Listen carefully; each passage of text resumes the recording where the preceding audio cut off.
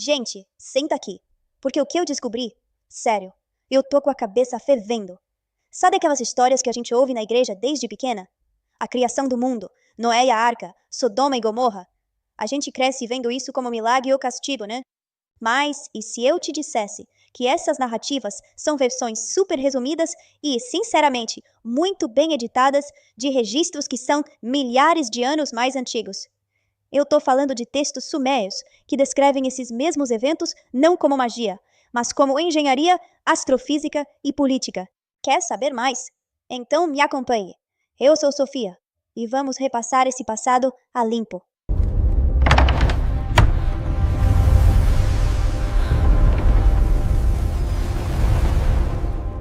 Vamos começar já com uma atitude bem ousada. A gente vai colocar as tábuas de argila da Mesopotâmia lado a lado com a Bíblia.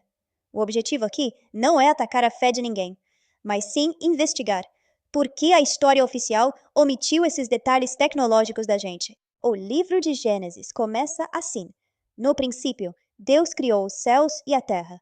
Mágico e bonito, né? Agora vamos comparar com o Enuma Elish, o épico da criação da Terra, na versão suméria, que possui várias passagens similares, só que mais detalhado. Lá, a descrição é de uma batalha espacial. Eles falam de um planeta intruso, Nibiru, que entrou no nosso sistema solar e colidiu com um planeta gigante e aquático chamado Tiamat, que ficava ali, entre Marte e Júpiter. Gente, a descrição é técnica. Diz que Tiamat foi partida ao meio. Uma parte se estilhaçou e virou o que os sumérios chamavam de bracelete partido, que hoje a astronomia chama de cinturão de asteroides. A outra metade foi empurrada para uma órbita mais baixa e se tornou a nossa Terra. Percebe a loucura? O Gênesis fala em separar as águas de cima das águas de baixo. Os sumérios descrevem planetas aquáticos colidindo. É como se a Bíblia tivesse transformado uma aula de astrofísica em um conto teológico condensado. Agora, o ponto que mais me deixou pasma: a criação do homem. A Bíblia diz: façamos o homem à nossa imagem e semelhança. Eu sempre travei nesse façamos. Se Deus é um só, com quem ele estava falando? O termo hebraico é Elohim, e adivinha? É plural, significa deuses. Nas tábuas sumérias, isso faz todo o sentido, porque eles descrevem um conselho de seres chamados Anunnaki, os que desceram do céu para a terra. Eles contam que precisavam de trabalhadores para minerar ouro, e sob o comando de um cientista chamado Enki, decidiram criar um trabalhador primitivo. Eles pegaram o DNA deles e misturaram com o do hominídeo que já estava aqui, o Homo erectus.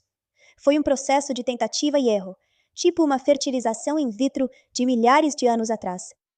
O resultado foi o Adamu, ou Adão, que significa o terráqueo, ou feito da terra.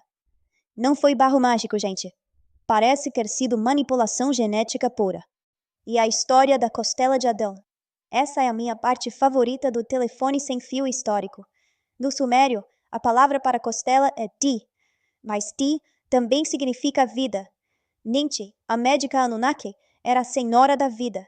Quando traduziram isso para o hebraico milênios depois, o jogo de palavras se perdeu e virou costela. Uma manipulação da essência da vida virou uma cirurgia óssea mágica. E o Jardim do Éden? O Éden era um centro de comando e laboratório agrícola na Mesopotâmia. E a serpente? Na verdade, o símbolo de Enki, o criador da humanidade, era a serpente. Ele queria dar consciência e capacidade de procriação para os humanos, enquanto o irmão dele, Enlil, queria a gente como servos submissos.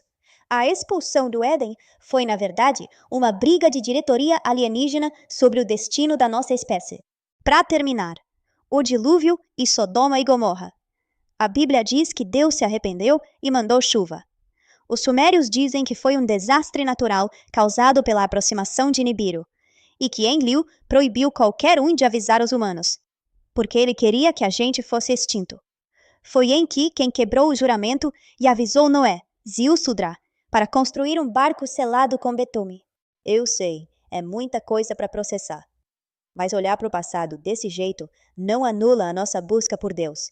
Só mostra que as histórias que a gente usa para basear nossa fé têm raízes muito mais profundas, biológicas e históricas do que a gente imagina. Se a gente for tratado como ferramentas no passado, Talvez a nossa missão seja justamente provar que somos mais do que isso. O que você achou dessa viagem pelo passado repassado? Comenta aqui. Vamos conversar. Eu sei que esse assunto pode despertar muitas reações, mas não se esqueçam que nada é especulação religiosa, e sim o trabalho de arqueologia e linguística feito pelo pesquisador Zecharia Sitchin. As referências dos livros estão todas na descrição. Então é isso. Espero que eu tenha despertado sua curiosidade. E na semana que vem, venho com mais histórias diferentes das que nos contaram. Passando o passado a limpo.